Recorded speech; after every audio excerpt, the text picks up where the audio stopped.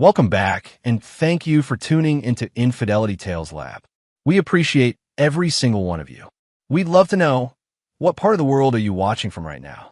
Let us know in the comments. Now, let's dive into today's story. Chapter 1, Fracture Points. August rain pelted against the windows of the Harmon residence as Nathaniel, Nate, Harmon stared at the shattered picture frame on his office floor. The broken glass had scattered across the polished hardwood, much like his marriage, once whole, now in pieces. At 42, Nate had built everything from nothing.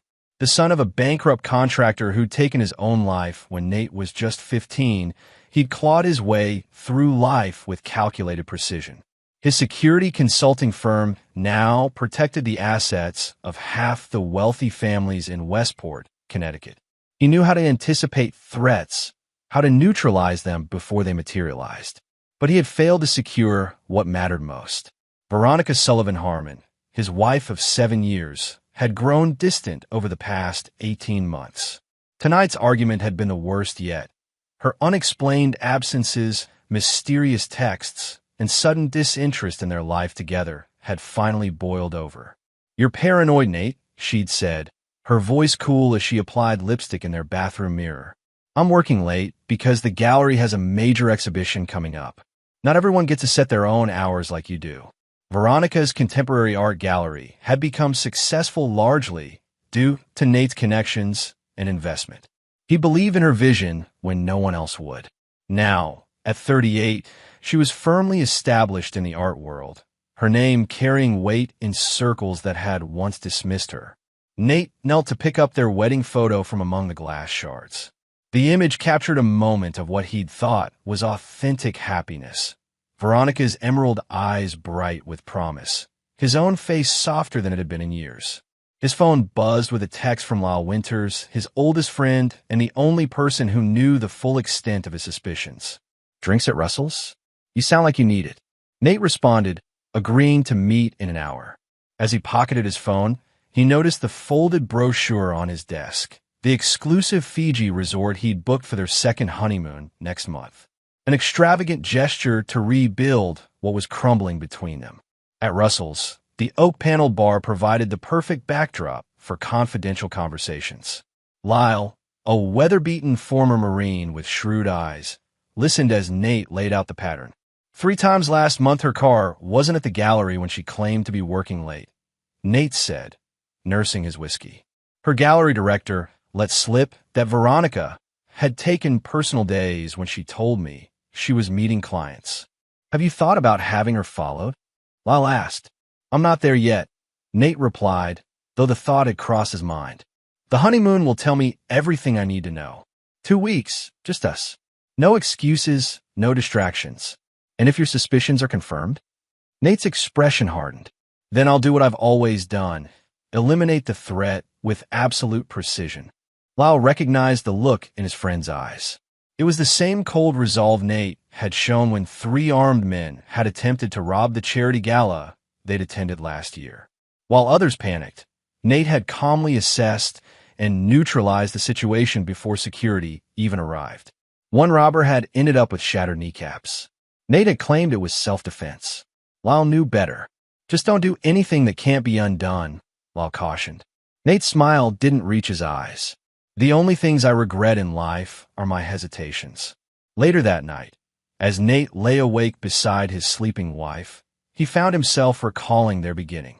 Veronica had been vibrant, ambitious, a struggling artist with dreams larger than her studio apartment.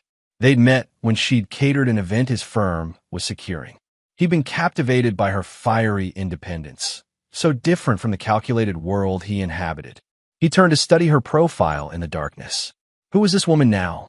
And more importantly, who else was she when not with him? His security firm had taught him that everyone has vulnerabilities. Everyone has secrets.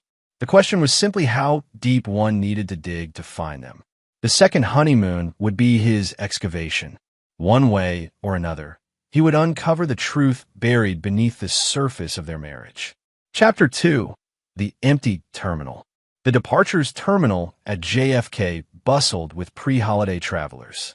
Nate checked his watch for the 5th time, 2:17 p.m. Their flight to Fiji was scheduled for 3:45 p.m., and Veronica was nowhere to be seen. 3 calls to her phone had gone straight to voicemail. 2 text messages remained unread.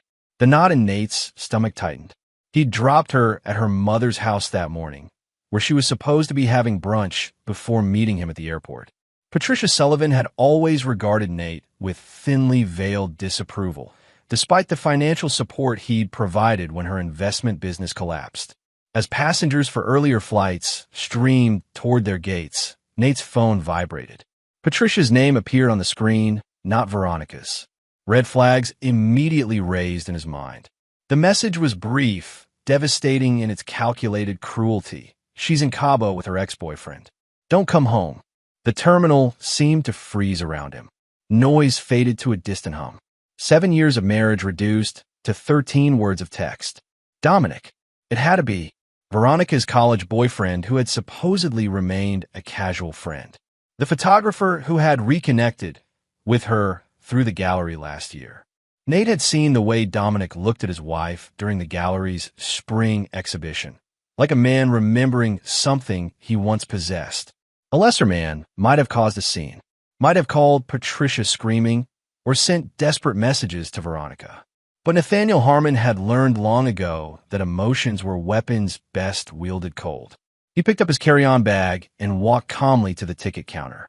With practiced charm, he explained a family emergency had arisen, and he would need to cancel his trip. The airline representative, sympathetic to his composed explanation, processed the cancellation with minimal fees. While waiting, he sent a single text to Patricia. Thank you for the information. No questions, no accusations, no emotions that could be used against him later. Next, he called Florence Kennedy, his head of operations at Harmon Security. Florence, I need immediate surveillance on Veronica. Track her credit cards, phone, and social media. I want to know exactly where in Cabo she's staying, who she's with, and every move she makes. Florence, efficient as always, asked no personal questions. Understood. Timeline, yesterday if possible. His next call was to his longtime ally, attorney Theodore Bryant. Ted, I need you to clear your schedule for a meeting tomorrow morning.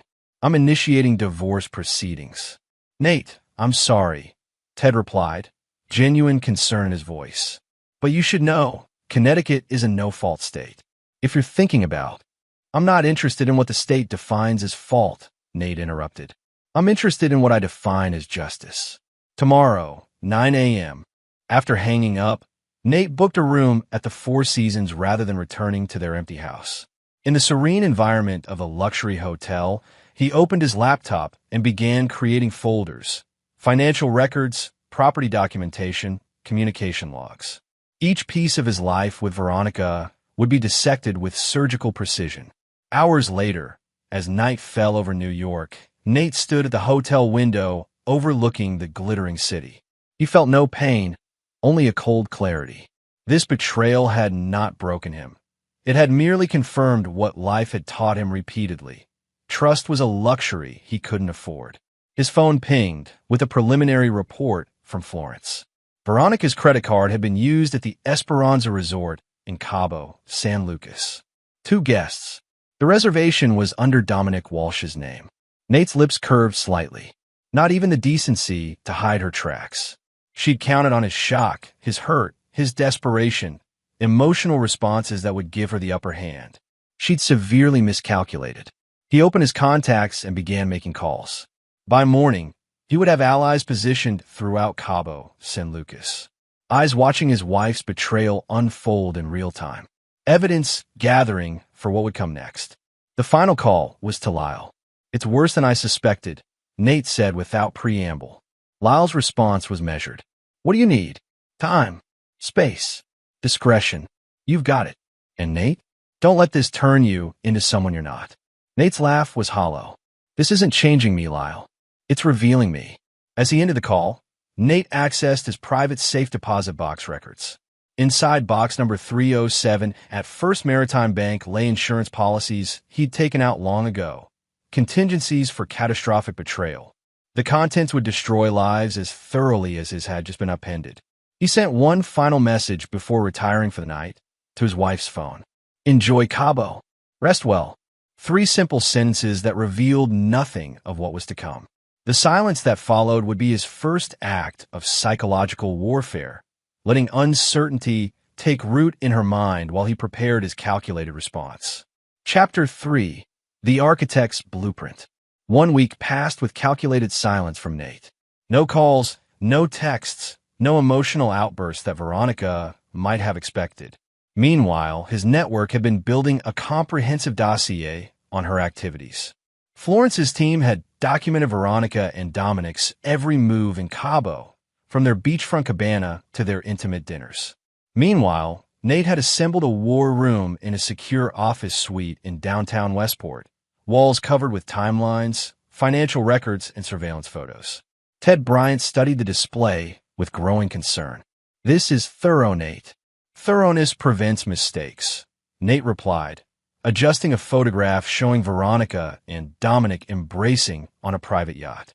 "And I don't intend to make any." "The divorce filing is ready," Ted said, placing a folder on the conference table. "But I'm worried about your approach. This level of surveillance is perfectly legal when conducted in public spaces," Nate finished. "Everything here was obtained through legitimate channels." Ted sighed. "That's not what concerns me. It's the intensity. I've known you for 15 years, and I've never seen you like this." "You've never seen me betrayed like this," Nate replied evenly. The truth was, Nate had been here before, not with a wife's betrayal, but with his father's business partner who had embezzled their company funds, leading to his father's suicide. At 17, Nate had systematically destroyed the man's reputation, business relationships, and marriage through carefully planted information and strategic moves. The man had left town in disgrace, never knowing who had orchestrated his downfall. Nate had learned then that revenge served cold required 3 elements: complete information, strategic patience, and a willingness to trigger catastrophic consequences. His phone buzzed with a notification. According to Florence's contact at the Esperanza Resort, Veronica and Dominic had just checked out. They were returning to Connecticut. "It's time for Phase 1, Nate announced.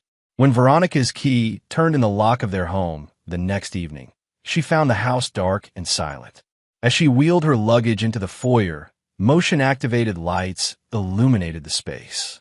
On the entry table sat a single envelope with her name written in Nate's precise handwriting. Inside was a printed itinerary of her Cabo trip, complete with timestamps, locations, and photographs, alongside legal divorce papers. No note, no emotional plea, just the cold, hard evidence of her betrayal documented with meticulous precision. As she stood frozen, her phone rang. "Patricia, he's here." Her mother's voice was tense. "Nate just showed up at my house with a police officer." Veronica's pulse quickened. "What? What?" "Something about the text I supposedly sent him." Patricia's voice dropped to a whisper. "Veronica, I never sent any text about Cabo." The realization hit Veronica like a physical blow. She hadn't told anyone where she was going except Dominic. Someone had accessed her mother's phone, or spoofed her number, to send that message to Nate, which meant he had known, had been watching, had been planning. Her phone beeped with an incoming text. From Nate. "Your mother makes a convenient scapegoat, but we both know who made the choice to leave. Police are just confirming the identity theft I reported. Nothing more. Yet, the implied threat in that final word sent a chill through her." Across town, Detective Ellis Porter watched as Nate calmly explained the situation to Patricia. "Someone used your identity to send me devastating news while I waited at the airport," Nate said, his tone reasonable and measured. "I'm not accusing you, Patricia. I simply need to document this for the ongoing investigation." Patricia's face had drained of color. "I would never. Whatever problems you and Veronica have are between us," Nate finished smoothly. "I'm merely following proper procedure for reporting potential identity fraud. Detective Porter is here as a courtesy, given the personal nature of the situation." Detective Porter, who had worked with Nate's security firm on numerous cases, maintained professional detachment. "We just need to verify your phone records, Mrs. Sullivan. Standard procedure." As they departed, Porter murmured to Nate, "This doesn't feel like a standard identity theft case." "It isn't," Nate replied quietly. But your report will be crucial evidence down the line. I appreciate your thoroughness. Just don't make me regret helping you, Porter warned. Nate's smile was razor thin. The only people who will have regrets aren't in this car. Later that night, Nate sat in his temporary apartment reviewing Florence's latest report. Dominic Walsh had returned to his downtown loft. Financial analysis revealed he had recently received a substantial wire transfer from an offshore account. $250,000 2 days before the Cabo trip. More interesting was what Florence had uncovered about Dominic's photography business. His artistic reputation was built on a foundation of manufactured credentials and strategic relationships. The man had been carefully cultivating connections with wealthy patrons, primarily through their wives. Your wife wasn't his first conquest, Florence noted. There's a pattern here. And patterns are predictable, Nate replied, which makes them exploitable. He opened his laptop and accessed a secure server, typing a series of commands that activated dormant protocols. Within minutes, specialized software began systematically accessing accounts and networks connected to both Veronica and Dominic. By morning, their digital lives would be fully compromised, not to steal or destroy, but to monitor. Every email, text message, and phone call would flow through Nate's systems before reaching its destination. Knowledge was power, and he intended to be omniscient. The final piece of his initial strategy involved Veronica's gallery. As principal investor, Nate held significant leverage over its operations. With a few signatures, he could trigger clauses in their business agreement that would require immediate financial restructuring. Not enough to destroy what she'd built. That would come later, but sufficient to create pressure, uncertainty, and fear. As midnight approached, Nate reviewed his blueprint for the weeks ahead. Unlike his father, who had collapsed under betrayal's weight, Nate would turn it into leverage. He would dismantle the lies of those who had wronged him with such precision that they would never recover, never understand exactly how their world had been engineered to implode. He sent a single text to Lyle. It begins tomorrow. The response came quickly. Remember who you are. Nate smiled grimly at the screen. That was precisely the point. They had forgotten who he was, what he was capable of. But they would remember soon enough. Chapter 4, Pressure Points. On Monday morning, Veronica arrived at her gallery to find her staff gathered in the lobby, expressions tense. Her director, Maxwell, pulled her aside immediately. There's someone from the bank here, he whispered. They're saying there's an issue with our operating line of credit. Veronica's stomach dropped. The gallery operated on carefully balanced finances, with their credit line as a crucial buffer between exhibition expenses and sales revenues.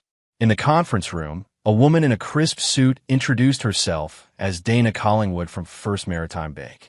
Mrs. Harmon, I regret to inform you that we're implementing a review of your gallery's credit arrangements, she stated without preamble. During this review period, access to your business line of credit will be temporarily restricted. That's impossible, Veronica protested. We have major exhibition costs due this week. Artists to pay. Understand your concern, Dana replied, sliding a document across the table. However, the terms of your financing agreement include a provision for review upon significant changes in the business's backing structure. What changes? Veronica demanded. Harmon Security Consulting has notified us of their intent to divest their interest in the gallery, Dana explained. As they represent 60% of your business's secured backing, this constitutes a material change. Veronica felt the blood drain from her face. Nate hadn't just filed for divorce. He was systematically untangling their business ties in ways designed to create maximum pressure without explicitly destroying her gallery. This is personal, Veronica said. My husband is punishing me through my business. Dana's expression remained impassive. The bank doesn't involve itself in personal matters, Mrs. Harmon. We're simply following standard risk management protocols. After Dana left, Veronica called Dominic in a panic. He's freezing my business assets. I need the money you promised, now, not next month. Dominic's voice was tense. I'm having cash flow issues myself. My biggest client just canceled our contract with no explanation. What Dominic didn't tell her was that he'd received an anonymous email that morning containing detailed evidence of his pattern of seducing wealthy clients' wives, along with manipulated photos suggesting he shared private images of these women with others. The email had been sent to his most important client, a conservative tech CEO with a jealous streak, from what appeared to be a concerned employee. Across town, Nate sat with Theodore Bryant, reviewing the preliminary legal strategy. The bank restriction is temporary, Nate explained, just enough to create financial strain without pushing her into bankruptcy. I don't want her desperate yet, just uncomfortable. Ted frowned. In Dominic's client situation, an unfortunate coincidence, Nate replied with a thin smile. Though I hear the art world can be fickle. Nate, this coordinated pressure, it's bordering on harassment. It's business, Nate corrected. I'm simply protecting my investments and reconsidering my philanthropic priorities. His phone buzzed with a message from Florence P. Sullivan attempting to liquidate retirement accounts. Intervention needed? Nate typed back. Monitor only. Let her access funds. Patricia Sullivan had always been financially irresponsible, a trait Veronica had inherited. Nate knew that under pressure, both women would make predictable mistakes. Patricia withdrawing retirement funds likely meant Veronica had already asked her mother for financial help. The dominoes were falling exactly as he'd anticipated. That evening, Lal met Nate at his temporary apartment, concern evident in his expression. Your wife tried to contact me today, Lal said, accepting the whiskey Nate offered. She thinks you've gone off the deep end. What did you tell her? That I hadn't heard from you, Lal replied. Which was technically true until you called an hour ago. Nate, she sounded scared. Good, Nate said flatly. Fear is clarifying. Lal studied his friend. This isn't just about the affair, is it? This is about something deeper. Nate's expression hardened. Did I ever tell you what my father said before he killed himself? He said, the world belongs to those willing to do what others won't. For years, I thought he meant that as a warning against crossing lines. Now I understand it was instruction. For revenge. For justice, Nate corrected. Veronica didn't just cheat, she calculated. That money transfer to Dominic? It came from our joint investment account. She funded her affair with my money. Lyle's eyes widened. That changes things. It's not about the money, Nate continued. It's the deliberate betrayal, the planning, the cold-blooded choice to deceive me while benefiting from everything I built. What's your endgame here? Financial ruin isn't enough. Nate smiled thinly. Ruin is just the beginning. I want them to experience what I did, standing in that airport terminal, realizing that everything they believed was a lie. But unlike me, they'll never recover from it. Later that night, as Nate reviewed the day's intelligence reports, a new piece of information caught his attention. According to Florence's sources, Dominic had made 3 calls to a private investigator after losing his client. He was trying to discover who was behind his sudden professional troubles. Nate made a note to have Florence plant false evidence leading Dominic toward one of his professional rivals. Misdirection was a crucial element of his strategy. Keep them looking in the wrong directions while the real trap was being set. Meanwhile, across town, Veronica sat in her darkened gallery, papers spread across her desk. The exhibition costs due this week totaled $175,000. Her personal accounts contained less than a third of that. Her mother had contributed another $50,000 from her retirement fund, but they were still short. Her phone lit up with a text from an unknown number. Financial troubles? Perhaps we should discuss your gallery's future. Kingston Thomas, Thomas Capital Partners. Veronica stared at the message with a mixture of suspicion and hope. Kingston Thomas was a notorious art world investor known for swooping in on vulnerable galleries. His terms were always predatory, but his cash was always green. What she didn't know was that Kingston Thomas had recently done business with Harmon Security Consulting, and that Nate had placed a very specific call earlier that day. The next piece of his plan was moving into position. Chapter 5, False Refuges. Kingston Thomas's office occupied the top floor of a sleek downtown building, its walls adorned with blue-chip artwork that conveyed both wealth and calculated taste. At 65, Thomas had the silver-haired gravitas of old money, though rumors persisted that his fortune had less reputable origins. Mrs. Harmon, he greeted Veronica warmly. Or is it Miss Sullivan again now? Veronica stiffened. My marital status isn't relevant to our discussion. On the contrary, Thomas countered, gesturing her to a seat. It's entirely relevant. Your gallery's current difficulties stem directly from your changing relationship with your primary investor. My gallery stands on its own merits, Veronica insisted. Indeed it does, Thomas agreed smoothly, which is why I'm prepared to offer you a financing solution. He slid a folder across his desk. Inside was a term sheet offering a $500,000 investment in exchange for a controlling interest in the gallery. This is robbery, Veronica said, closing the folder. You're asking for 70% ownership for this amount. Thomas's smile never wavered. I'm offering a lifeline when you're drowning, Miss Sullivan. Your exhibition costs are due in 3 days. Your artists will need to be paid. Your reputation is at stake. Veronica felt trapped. The terms were predatory, but her options were disappearing hourly. What Thomas didn't disclose was that his investment included a provision transferring the gallery's most valuable relationships to his existing art ventures if specific performance metrics weren't met, metrics designed to be unattainable. I need time to consider this, she said finally. Of course, Thomas replied. You have until tomorrow at noon. After that, I have another investment opportunity requiring my attention. As Veronica left Thomas's office, her phone buzzed with a text from Dominic. We need to talk. Something's wrong.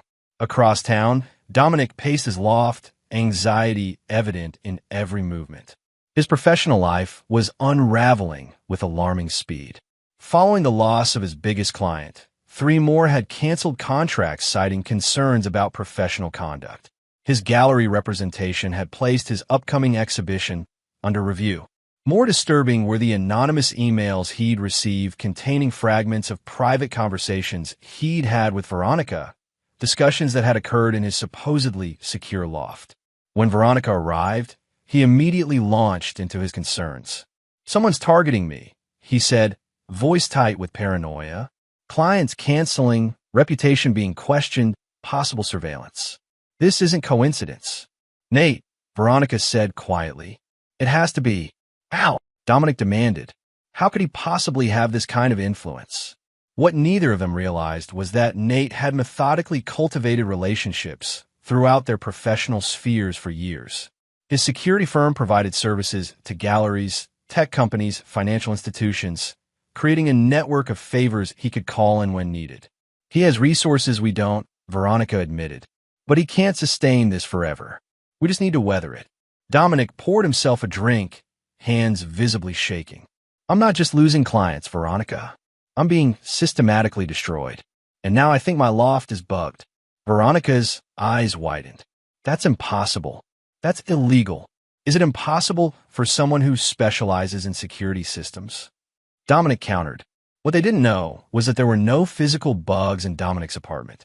Instead, Nate had exploited a vulnerability in Dominic's smart home system, a system installed by a contractor who occasionally worked with Harmon Security. Every conversation was being captured through Dominic's own devices. We need to be smart, Veronica insisted. Kingston Thomas has offered funding for the gallery. It's not ideal, but it would give us breathing room. Dominic's expression darkened. Thomas? He's a vulture, and he's connected to everyone in this city, including your husband. What choice do I have?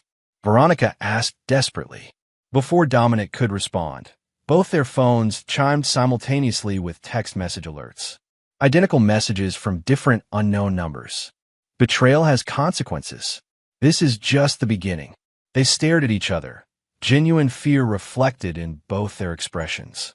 Meanwhile, Nate sat in Florence's operations center, watching their reactions via Dominic's compromised security cameras. Florence stood beside him, expression troubled. The psychological pressure is working, she observed. But, Nate, this is bordering on harassment. It's justice, he corrected. And we've broken no laws. Every system we've accessed had security vulnerabilities that my company had legitimate reasons to test. Florence hesitated. The text messages. were sent through untraceable channels using prepaid devices, Nate finished. Impossible to connect to us. On screen, Veronica was now frantically calling her mother, while Dominic searched his apartment for listening devices he would never find. What's next? Florence asked. They'll make predictable moves under pressure, Nate explained. Veronica will take Thomas's predatory deal out of desperation. Dominic will attempt to salvage his reputation by distancing himself from the situation and from her. You sound very certain. Nate's smile was cold. People are predictable when they're afraid, and I've studied these particular people very carefully.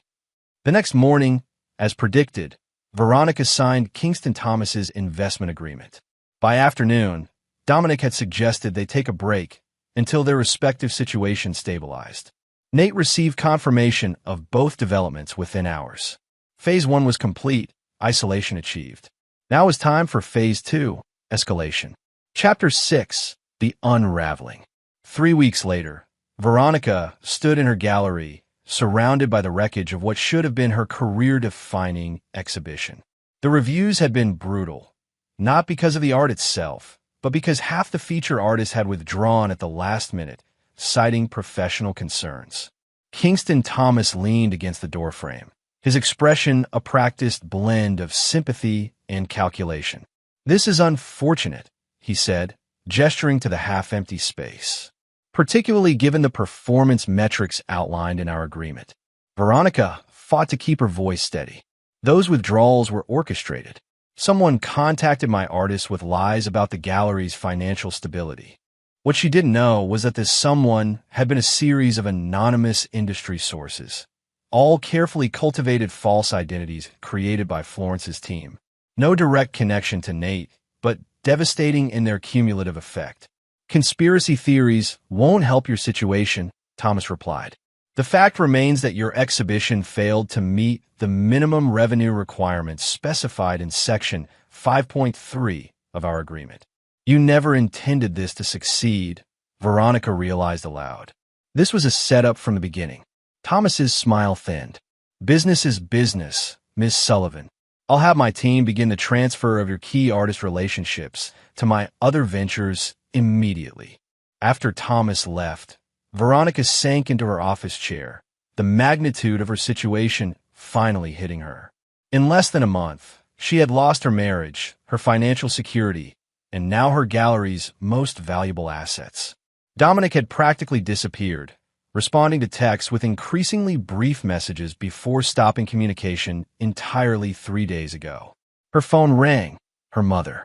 The bank called. Patricia said without preamble. They're saying the home equity loan is in default. They're starting foreclosure proceedings. Veronica closed her eyes. That's impossible. I made the payment last week. They're saying it wasn't received. Patricia's voice cracked. Veronica, I'll be homeless in 90 days. The systematic destruction of their financial lives continued relentlessly. What neither woman understood was that Nate had accessed Patricia's banking records through his connections and identified a pattern of late payments stretching back years. He hadn't caused the default. He had simply ensured that the bank wouldn't offer their usual courtesy extensions this time. Across town, Dominic sat in a small cafe, opposite a man who had introduced himself as a journalist researching art world scandals. I understand your reluctance, the man said smoothly, but this story is going to break with or without your input. Wouldn't you rather control the narrative? What exactly is the story? Dominic asked warily. The journalist, actually an actor hired by Florence, slid a folder across the table. Inside were printouts of emails, text messages, and photos documenting Dominic's pattern of relationships with wealthy married women, alongside financial records suggesting these relationships coincided with unusual payments to his business. The working title is The Photographer's Lens, Art, Affairs, and Financial Exploitation, the man explained. We have sources alleging you targeted wealthy women, including Veronica Sullivan Harmon, for both personal and financial gain. Dominic's face drained of color. These are private communications.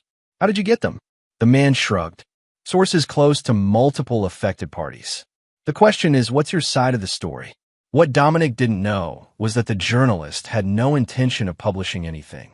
The meeting had one purpose: to pressure Dominic into making a desperate move that would further Nate's plan. By evening, Dominic had done exactly what Nate predicted.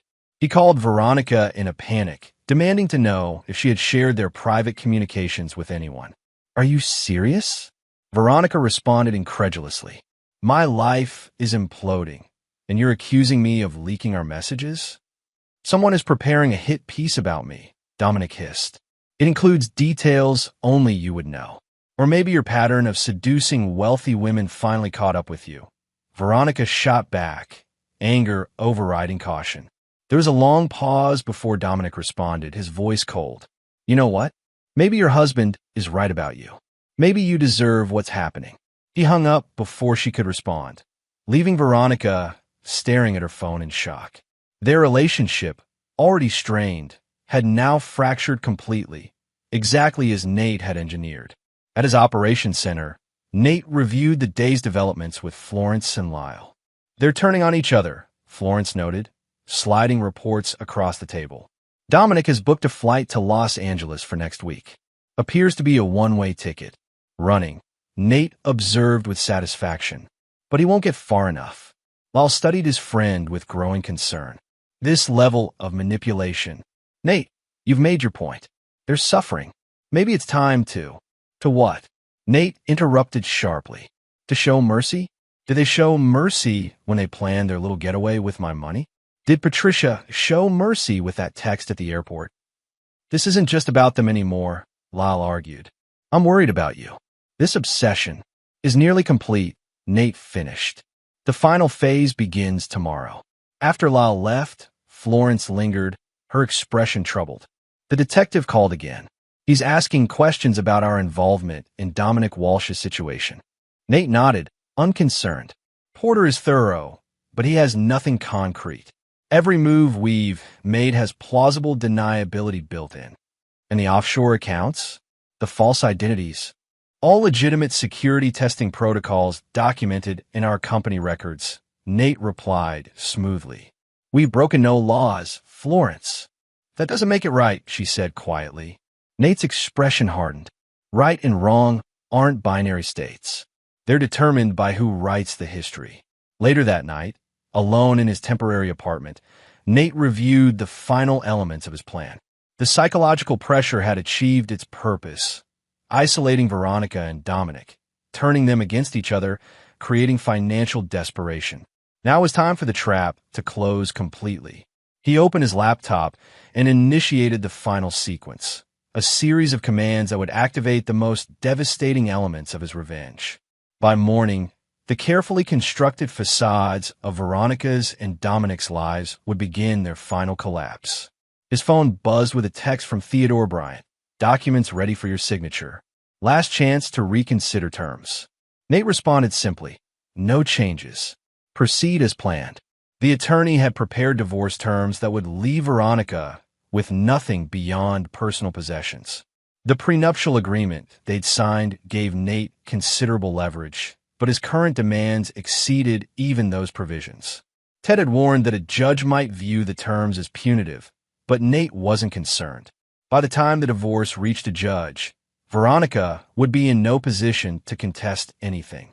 As midnight approached, Nate stood at his window overlooking the city lights. Tomorrow would bring the culmination of weeks of careful planning, the spring of a trap designed to irreparably destroy those who had betrayed him. He felt no satisfaction, no anticipation, only the cold certainty of inevitability. They had made their choices. Now they would face the consequences. Chapter 7. The Trap Closes. The gallery was eerily quiet as Veronica arrived early Monday morning. The weekend had brought no respite from her cascading problems. Her mother facing foreclosure, her professional reputation in tatters, and now Kingston Thomas demanding an emergency board meeting to discuss ongoing viability concerns. As she unlocked her office, she noticed an unmarked envelope on her desk. Inside was a single sheet of paper containing account numbers, transaction dates, and amounts, documenting a pattern of funds moving from her gallery's accounts to an offshore entity over the past year. Transactions she had never authorized. Her blood ran cold as she recognized what she was looking at, evidence of embezzlement that implicated her directly. The amounts coincided with gallery cash flow, the timing aligned with her accounting software access logs, and most damning of all, several transfers had occurred while she was in Cabo with Dominic. A note at the bottom read, "The authorities receive these records at noon unless you are at the Harborview Hotel, room 712, at 11 a.m. Come alone." Across town, Dominic received a similar envelope. It contained photographs, clearly taken with a telephoto lens, showing him meeting with several of his wealthy female clients in intimate settings. Alongside these were bank records showing payments to his business following each encounter. His note read, "The wives, husbands, and art world receive these at noon unless you're at the Harborview Hotel, room 712, at 11 a.m. Come alone." Neither knew the other had received similar instructions. Both assumed Nate was behind the messages, yet both felt compelled to comply. The evidence presented would destroy what remained of their lives. At precisely 10:55 a.m., Veronica entered the upscale Harborview Hotel, her expression carefully composed despite her internal turmoil. In the elevator, her hand trembled slightly as she pressed the button for the 7th floor. 3 minutes later, Dominic arrived, taking a different elevator to the same destination. They met in the hallway outside room 712, surprise and suspicion instantly coloring their encounter. "What are you doing here?" Veronica demanded. Dominic's expression darkened. "I was about to ask you the same thing. Did he contact you too?" Before she could respond, the door to room 712 opened. Inside stood not Nate, but Theodore Bryant, Nate's attorney. "Please come in," Ted said formally. "Mr. Harmon has authorized me to discuss terms with both of you." The hotel suite had been transformed into a makeshift conference room. Documents were arranged neatly on the table, alongside folders marked with their names. A laptop was open, connected to a projector displaying a digital countdown clock showing 45 minutes remaining. "Where's Nate?" Veronica asked, tension evident in her voice. "Mr. Harmon prefers not to be present for this discussion," Ted replied evenly. "He has provided comprehensive documentation and instructions regarding your situations." He gestured to the chairs. "Please sit. We have limited time before certain automated processes execute." Dominic remained standing. "This is blackmail." "No," Ted corrected. "This is negotiation. Blackmail would imply Mr. Harmon is seeking personal gain through threats. He is merely offering you both choices with clearly defined consequences." He opened the folders, revealing duplicate copies of the incriminating evidence they'd received that morning, alongside additional documents neither had seen before. "Mr. Walsh, these photographs and financial records suggest a pattern of using romantic relationships for financial gain. Ms. Sullivan, these transaction records indicate systematic embezzlement from your gallery. I never authorized those transfers." Veronica protested. "Perhaps not consciously," Ted replied smoothly. "But the digital evidence, access logs, authentication records, suggests otherwise. At minimum, it demonstrates negligence in securing your financial systems." He turned to the projector screen. "In approximately 42 minutes, unless I enter specific cancellation codes, this evidence will be automatically transmitted to relevant authorities, business associates, and media outlets." "What does Nate want?" Dominic demanded. Ted slid 2 document sets across the table. "Mr. Harmon offers resolution through these agreements." Veronica scanned the papers before her, face paling. "This is insane. He wants me to sign over all remaining interests in the gallery, admit to financial mismanagement in writing, and agree to never work in the art industry again. Your agreement also includes a provision for a single Fiji Airlines ticket to Australia, departing tonight, along with $100,000 in a new account," Ted added. "Sufficient for a fresh start far from here." Dominic's agreement contained similar professional destruction, a written admission of unethical behavior, agreements never to work with his major clients again, and surrender of his professional equipment and portfolio rights. His fresh start was a ticket to Spain and $100,000. "He wants us gone," Dominic realized, "completely erased." Mr. Harmon wants resolution, Ted corrected. The manner of that resolution is entirely your choice. The countdown on screen showed 38 minutes remaining. And if we refuse? Veronica asked, voice barely above a whisper. Ted gestured to the evidence folders. Then at noon, your professional and possibly legal troubles begin in earnest. The choice is yours. What neither Veronica nor Dominic knew was that Nate was indeed in the hotel, watching their reactions through a camera hidden in the conference room's smoke detector. Florence sat beside him in an adjacent suite, monitoring the feed. They're panicking, she observed. As they should be, Nate replied. The evidence is compelling, even if manufactured. Florence raised an eyebrow. You created false embezzlement records. I created nothing false, Nate corrected. Those transfers did occur, from accounts Veronica had access to, authenticated with credentials matching her patterns. That she didn't authorize them is irrelevant to how the evidence appears. On screen, Dominic and Veronica had moved to opposite sides of the room, their body language hostile. You did this, Veronica accused Dominic. You needed money for Cabo, so you used my gallery accounts. That's absurd, Dominic shot back. You're the one who insisted on that expensive resort. You said you had the money handled. Their relationship, already fractured by pressure, was now completely shattered by mistrust, exactly as Nate had planned. The countdown showed 30 minutes remaining. In the conference room, Ted remained impassive as Veronica and Dominic continued arguing, each becoming increasingly convinced the other had caused their downfall. The agreements require signatures from both parties, Ted finally interrupted. Mr. Harmon anticipated you might blame each other, but the outcome remains the same. Sign or face the consequences. 28 minutes remaining. Dominic was the first to break. This is insane, but I can't risk my entire career on principle. He grabbed a pen and began initialing pages. Veronica watched in disbelief. You're giving in? Just like that. Wake up, Veronica, Dominic snapped. Your husband has outplayed us at every turn. I'm cutting my losses. The realization of her complete isolation finally hit Veronica. Her husband had orchestrated her destruction. Her lover was abandoning her. Her mother was losing her home, and her professional reputation was in tatters. I want to speak to Nate, she demanded. Directly, before I sign anything. Ted checked his watch. That wasn't part of the arrangement. Then I'm not signing, Veronica stated, folding her arms. In the monitoring room, Florence looked to Nate questioningly. Let her stew for another 5 minutes, Nate instructed. Then I'll go in. True to his word, 5 minutes later, Nate entered the conference room. His appearance had changed subtly over the past month. His face leaner, his eyes colder, his entire bearing more predatory. Veronica gasped slightly at the transformation. This was not the man she had married. This was something else entirely. You requested a conversation, Nate said, his voice devoid of emotion. You have 10 minutes before the deadline remains in effect. Dominic, who had finished signing his documents, stood to leave. I'll wait outside. No, Nate commanded. Stay. You're part of this conversation. The authority in his voice froze Dominic in place. Veronica searched Nate's face for any sign of the man she had known.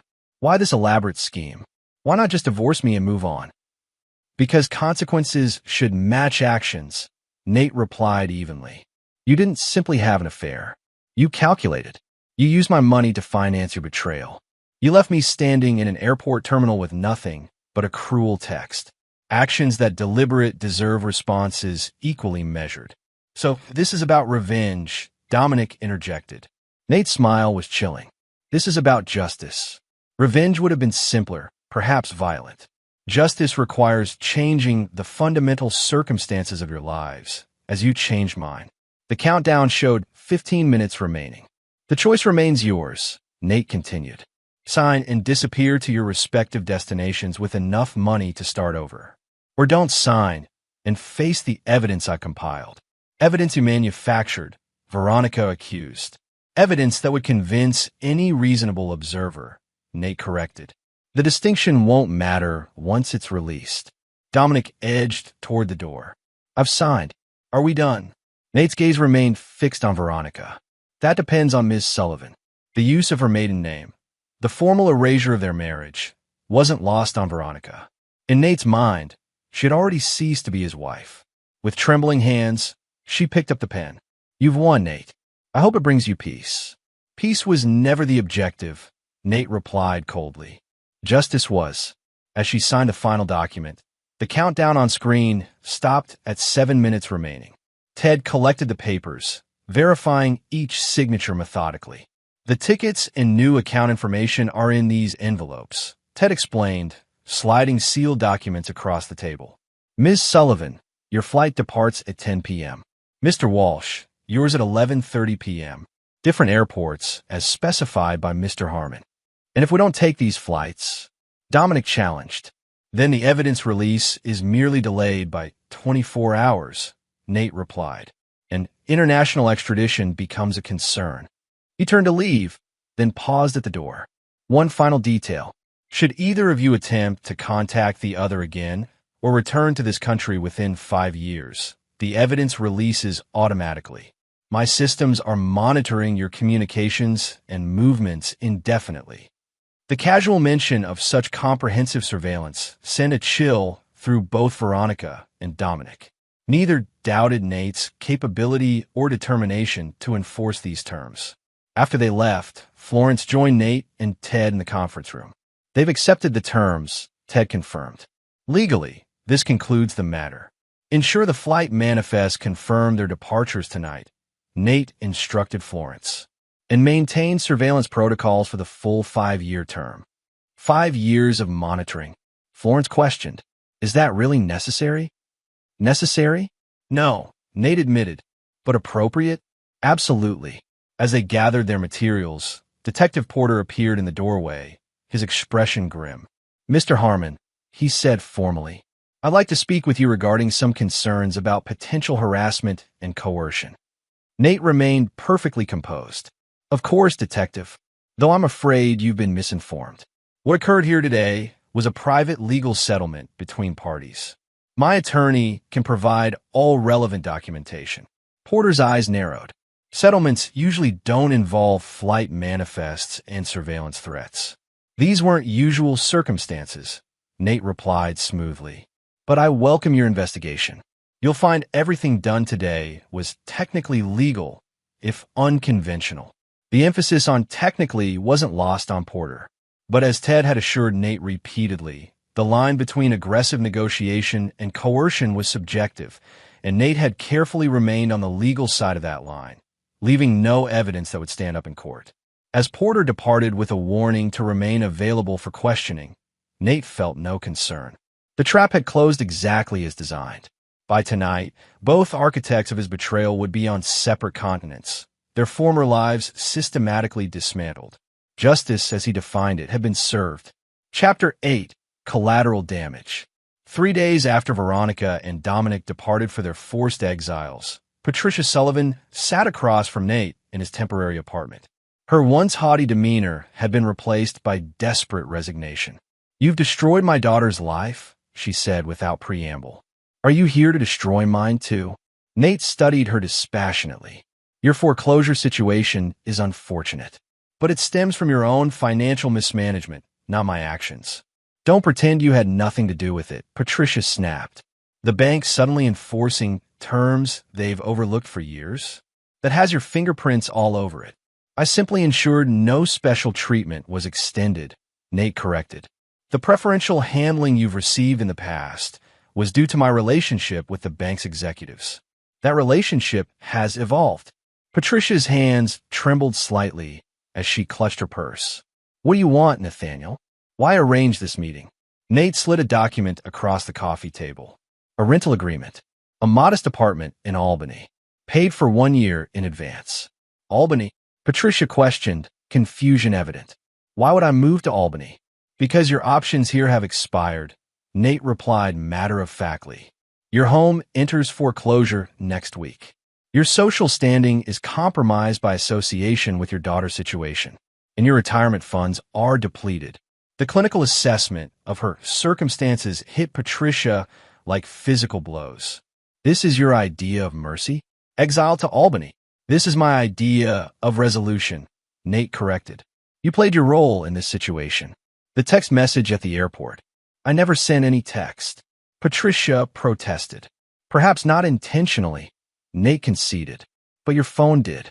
And your subsequent actions, supporting their betrayal, enabling their relationship, make you complicit. He tapped the document.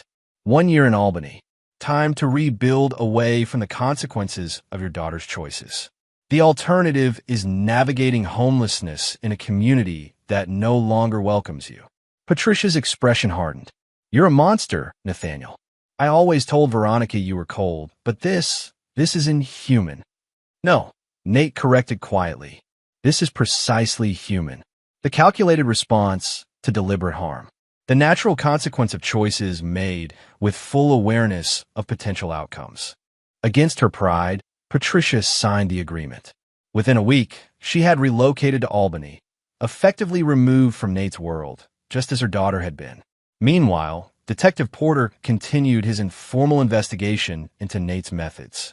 Over coffee at a downtown diner, he presented his concerns to Lyle. Everything technically legal, but ethically questionable, Porter explained. I can't prove coercion, but I know it occurred. Lyle remained carefully neutral. Nate's been through a traumatic betrayal. People respond in different ways. This wasn't just responding, Porter argued. This was a systematic campaign to destroy lives. I've seen the aftermath of vendettas before. They rarely end cleanly. What exactly are you suggesting? Lyle asked, eyes narrowing. Porter leaned forward. I'm suggesting your friend is on a dangerous path. Power and control can become addictive, especially when justified by righteous anger. Nate's actions were extreme, Lyle acknowledged, but the situation is resolved now. Everyone has moved on. Have they? Porter questioned. Or has he simply moved the pieces off the board temporarily? The detective's words lingered with Lyle long after their meeting. That evening, he confronted Nate at his operations center, where Florence was presenting updates on Veronica's and Dominic's activities in their respective new locations. This needs to end, Lyle said firmly. The monitoring, the surveillance, all of it. Nate barely glanced up from the reports. It continues for the full 5 years as planned. They're gone, Nate. They've lost everything. It's done. It's done when I say it's done, Nate replied, an edge entering his voice. The monitoring ensures compliance with our agreements. Lyle glanced at Florence, who subtly nodded her agreement with his concerns. This isn't about compliance anymore. This is about you not letting go. Nate finally looked up, his gaze coldly analytical. Interesting perspective. Incorrect, but interesting. Porter is still investigating, Lyle pressed. He believes you've crossed lines that can't be uncrossed. Porter has suspicions, but no evidence, Nate replied dismissively. His investigation will conclude exactly as I've planned. The casual confidence in Nate's tone sent a chill through Lyle. What does that mean? What have you done? Nate smiled thinly. I've simply ensured that certain information about Detective Porter's financial history becomes relevant to his superiors if his unofficial investigation continues. You're blackmailing a police detective? Lyle asked incredulously. I'm applying appropriate countermeasures to an unnecessary intervention, Nate corrected. Porter has a gambling problem he believes is well hidden. It isn't. Florence exchanged an alarmed look with Lyle. Nate, that's going too far. Porter was just doing his job. His job didn't include pursuing personal vendettas against me. Nate replied evenly. Actions have consequences. Porter should understand that better than most. Lyle took a step back, physically distancing himself from his friend. Listen to yourself. This isn't justice anymore. This is power for its own sake. For a moment, something flickered across Nate's expression, a brief recognition, perhaps, of how far he had traveled from the man he once was. But it vanished quickly, replaced by resolute determination. You're welcome to remove yourself from the situation if your conscience requires it, Nate told Lyle coldly. But this continues as planned. Then I'm out, Lyle stated firmly. And I think Florence should be too. Florence hesitated, torn between loyalty to her employer and growing ethical concerns. Nate, maybe we should consider. Consider what? Nate interrupted sharply. showing mercy to those who showed none, trusting people who have proven themselves untrustworthy. He gathered the reports, his movements precise and controlled. I expected more loyalty from both of you, but I've prepared for this contingency as well. What contingency? I'll demanded. The possibility that my closest allies might develop inconvenient moral qualms. Nate replied matter-of-factly. Florence, your resignation letter is already drafted. You'll find it includes a comprehensive NDA regarding all operations you've witnessed. Florence paled. You prepared for me to quit before I even considered it. I prepare for all possible outcomes, Nate confirmed. It's what makes me effective. The calculated coldness of his response confirmed Lyle's worst fears. His friend had transformed into something unrecognizable, a man who viewed even his closest relationships as tactical elements to be controlled. As Lyle and Florence departed, both having chosen to step away from Nate's orbit, they left behind a man who had achieved his vengeance, but lost himself in the process. Alone in his operations center, Nate reviewed the monitoring systems tracking Veronica in Australia and Dominic in Spain. Both were complying with his terms, their lives reduced to shadows of their former existence. Patricia was settled in Albany. Detective Porter had received a warning from his superiors about his concerning financial choices, and Kingston Thomas had successfully absorbed the most valuable elements of Veronica's gallery. Every piece had moved exactly as Nate had engineered. Victory was complete, comprehensive, and cold. Yet as he sat surrounded by the technological tools of his revenge, Nate felt no satisfaction, only a hollowness that his calculated justice had failed to fill. The betrayal that had driven him remained, transformed now into something harder and more permanent, a fundamental restructuring of how he viewed the world and his place in it. Trust, connection, vulnerability, these were weaknesses he would never permit himself again. The fortress he had built around his heart was now impenetrable, reinforced by the success of his revenge and the knowledge that he needed no one. In the silent operations room, illuminated only by monitoring screens tracking the scattered pieces of his former life, Nathaniel Harmon embraced the solitude of victory and the cold comfort of power perfectly applied. Chapter 9. The Empty Fortress. 6 months after Veronica's and Dominic's forced departures, Nate stood in the empty expanse of his newly purchased penthouse overlooking the harbor. Floor-to-ceiling windows offered a commanding view of the city where he had systematically destroyed those who betrayed him. The space was minimalist to the point of austerity. No photographs, no mementos, nothing that connected him to his past life. Even the furniture was selected for function rather than comfort, creating an environment that reflected the man he had become: efficient, uncompromising, detached. His phone rang. Theodore Bryant. The Sullivan-Harmon divorce is officially finalized, Ted informed him. Judge Westfield had some questions about the terms, but ultimately signed off given the pre-existing agreements. And the financial settlements? Nate inquired. All executed as specified, Ted confirmed. Your ex-wife maintains her exile with no legal claims remaining. Former wife? Nate corrected coldly. Ex implies a continuing connection. There is none. Ted's sigh was audible through the phone. Nate, as your attorney and someone who's known you for years, I have to ask, was it worth it? Worth is subjective, Nate replied. Justice was served. That's what matters. After ending the call, Nate moved to his home office, where multiple screens displayed the ongoing monitoring of Veronica's and Dominic's separate situations. Florence's replacement, a technically brilliant but morally flexible security specialist named Victor, had maintained the surveillance protocols without Florence's ethical hesitations. The data showed Veronica working at a small gallery in Melbourne, living in a modest apartment, her social media presence non-existent. Dominic had fared worse, unable to rebuild his photography career in Barcelona, now working as a tour guide for English-speaking visitors. Their destruction was comprehensive, their isolation complete. Just as Nate had designed, a notification appeared on one screen, an alert from the system monitoring Patricia Sullivan's activities in Albany. She had attempted to contact Veronica through an encrypted email service, violating the terms of her arrangement with Nate. With mechanical precision, Nate activated the appropriate countermeasure, a pre-written notification to Patricia's landlord terminating her lease, effective immediately. No second chances, no warnings. Simply the promised consequence of attempting to breach the isolation he had engineered.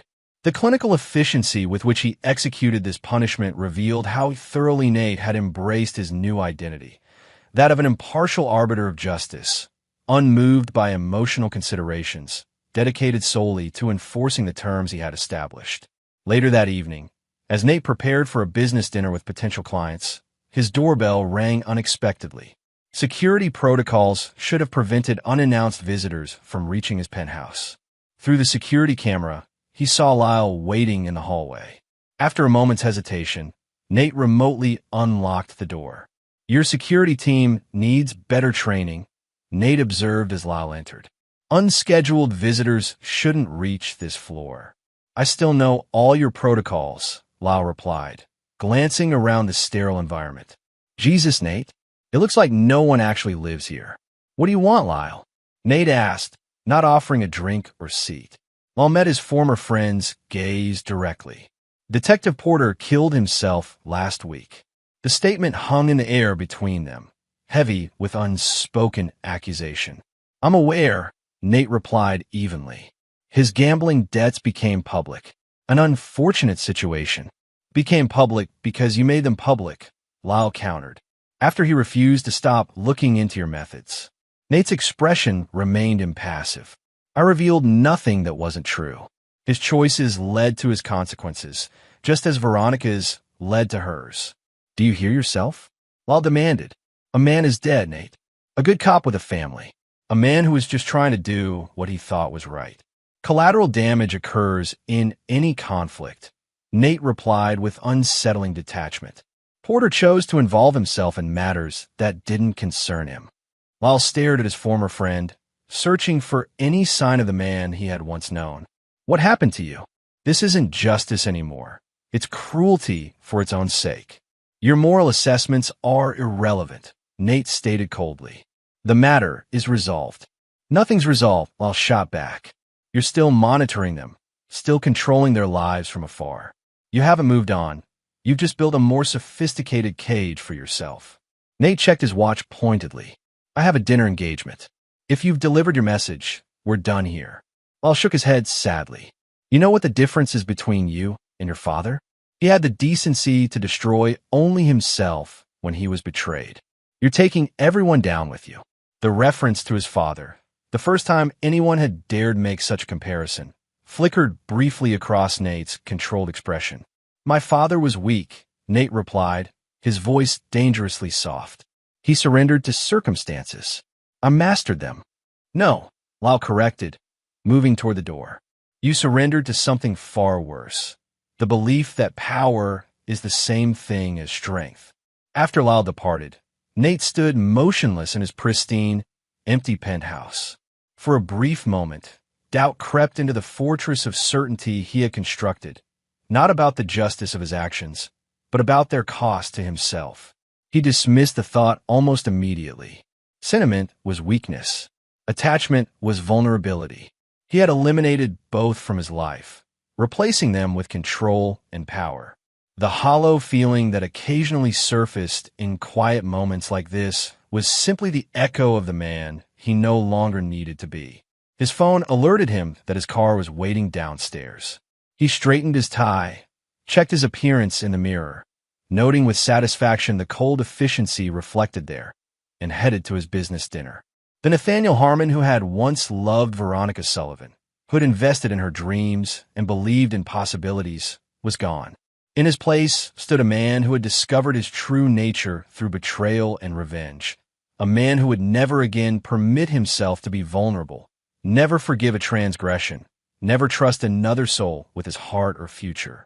As he rode the elevator down to the lobby, Nate reflected on the comprehensive victory he had achieved. Every person who had participated in his humiliation was now suffering consequences precisely calibrated to their actions.